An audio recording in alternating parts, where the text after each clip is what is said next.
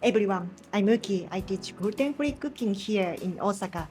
And I will be honest with you, when I started these classes, it was a business, a way to making a living doing something I love. That's the truth. But somewhere along the way that changed. Because I started meeting people, so many people who had quietly giving up on food they used to love, and every time I watched someone eat gyoza again for the first time in years, something shifted in me. So today, I want to show you dim sum gluten-free, all of it, spring roll, shumai, and xiaolongbao. And the secret is two doughs, one for steaming, one for frying. Here's why you need both and how to make them. Let's get into it. Let's make the gluten-free dough. First, put the potato starch and psyllium husk in a bowl following the amount in the recipe. Then add the oil. Do this first. The oil locks in the water we add later so it stays inside the dough. Now, the hot water. This is a key point. The boiling water gelatinizes potato starch and that's what keeps the wrapper soft and it never cracks. Pour it in a little at a time in a few additions. It will get sticky, really sticky, like this. Don't worry, as you keep mixing, it comes together smooth and moist. We use only the egg yolk. Mix the yolk well first, then work it in. Mix a lot. I started with a spoon, then knead it with my hands. That's just to get it really well combined.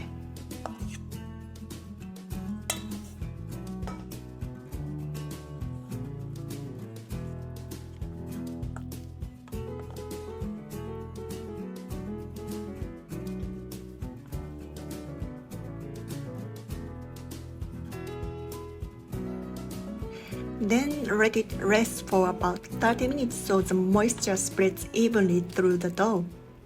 Now divide it into 15 to 20 gram pieces. Each one roll out to about a 15 centimeters gluten-free spring roll wrapper. Shape it into a square first, then roll.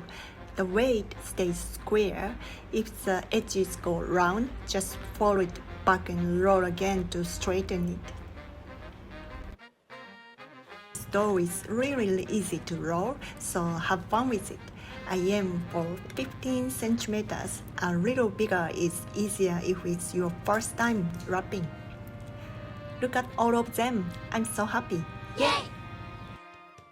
Now let's mix the seasoning. Here's the key point. I use the soaking liquid from dried shiitake. That's where the umami comes from.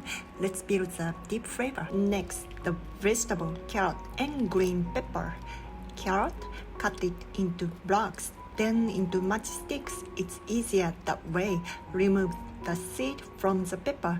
Don't cut them too long or they will tear the wrapper. Cut them short and thin. The chopped rehydrate shiitake from the shiitake liquid, all that umami, and I use corn here. I really recommend it. Add a little oil and start with the ground pork. That good oil coming out of the meat that carries the meat's flavor into the vegetable. Don't cook the pork all the way.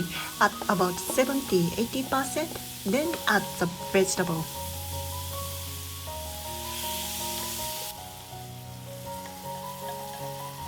Once it comes together, add the seasoning, let it simmer a little, then add a potato starch mixed with water.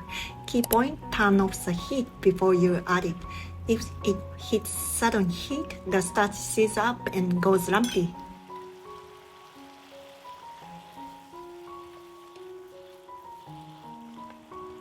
Let it cool here. A little thickness makes it so much easier to wrap. It holds together better, so we let it rest and cool.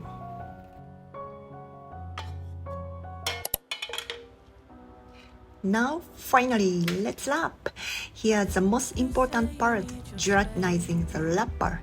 Dip the wrapper once onto a tray with a thin layer of water, then lay it in a dry pan, no oil, and lightly sear the surface. This is the second gelatinization. It makes the texture beautifully, springy, almost jelly-like, full of moisture.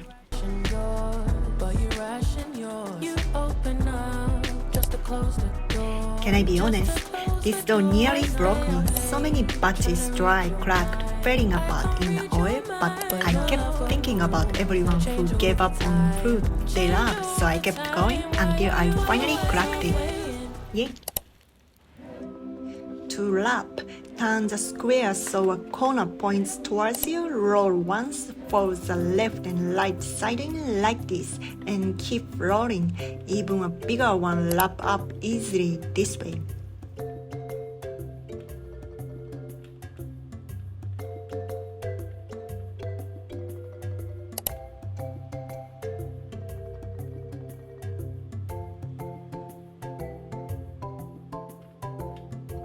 One more time.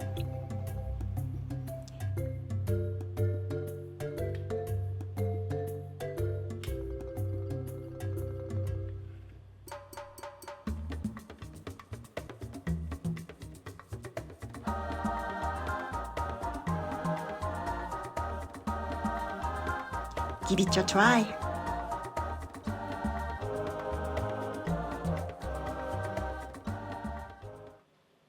Now, let's fry them at 170 to 180 degrees Celsius. I used rice bran oil, but canola or sunflower oil works too. Fry until the surface is crispy and golden. If the seal is weak, it will come apart like this, so seal them well.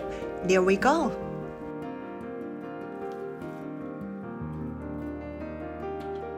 Crispy and delicious.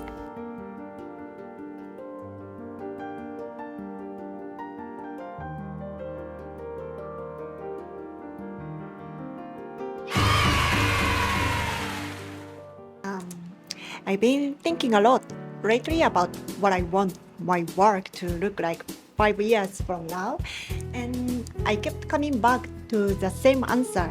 Delicious is the starting point, not the goal. What I really want to is to help people with the things they struggle with, to solve the small heartbreaks. That's what this series is about, and this is only the beginning. I have so many ideas and I can't wait to share them with you. Next, let's make gluten-free shumai. The filling here is the simplest of the three, and of course they freeze beautifully. First, we make the dough the same one that worked for gyoza and even ramen noodles. I did the full dough recipe in my Udemy course. While it rests for 30 minutes, let's make the filling. First, finally chop the onions quite vertically against the layers like this, then chop. It makes mincing easily. Next, mix the seasoning. Now cut some white pepper and ginger and water and blend it into ginger water. The water helps to keep meat juicy and it adds a lovely flavor. So good!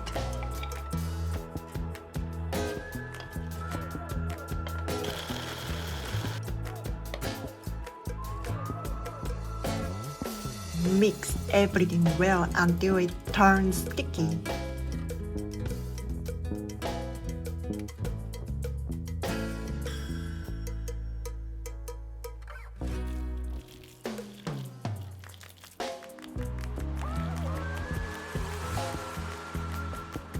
Now roll out the rest dough thin with the pasta machine. A little unevenness is the charm of handmade, so have fun with it. I cut mine into squares about 10 centimeters.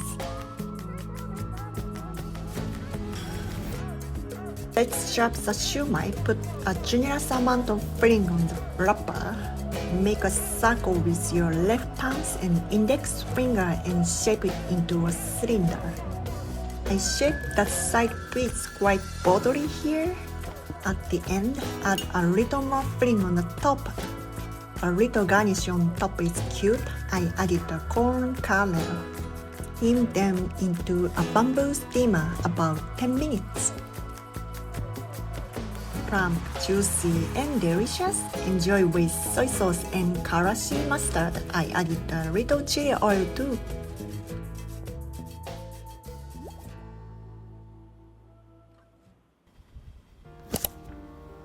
Next, let's make soup dumplings using the same dough as the shumai. This time, we cut out circle.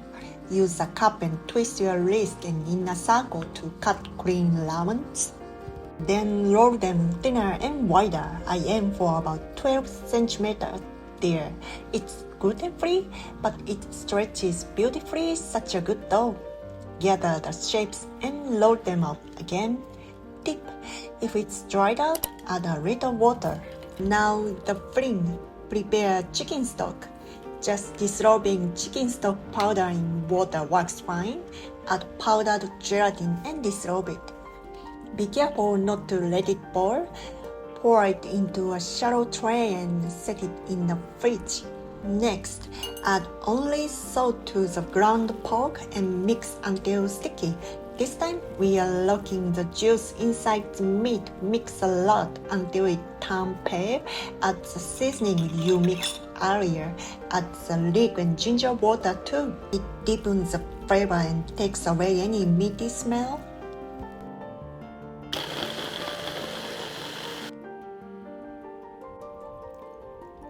Peel the set gelatin from the tray, chop it fine and mix it into the filling. Mix everything well, then rest the filling in the fridge about for 30 minutes. This keeps the gelatin firm so it doesn't melt into the meat and makes it easier to wrap.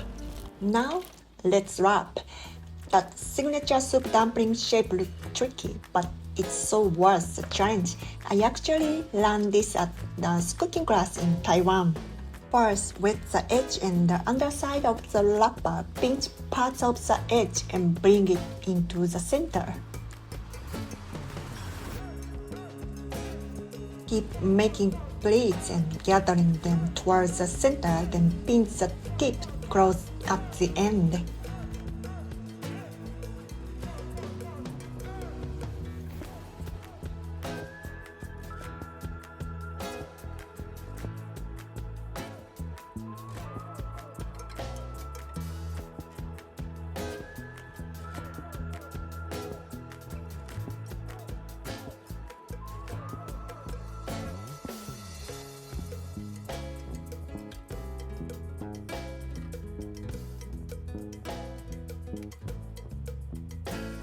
Done! Let's do one more.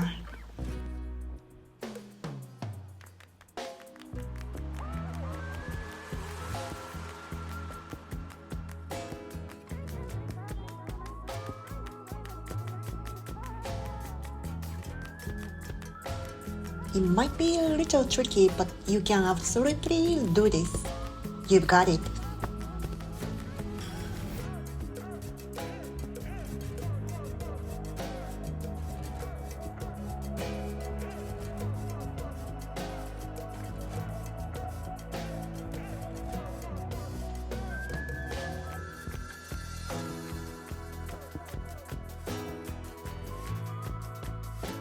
Aiming for that cute little shape is half the fun.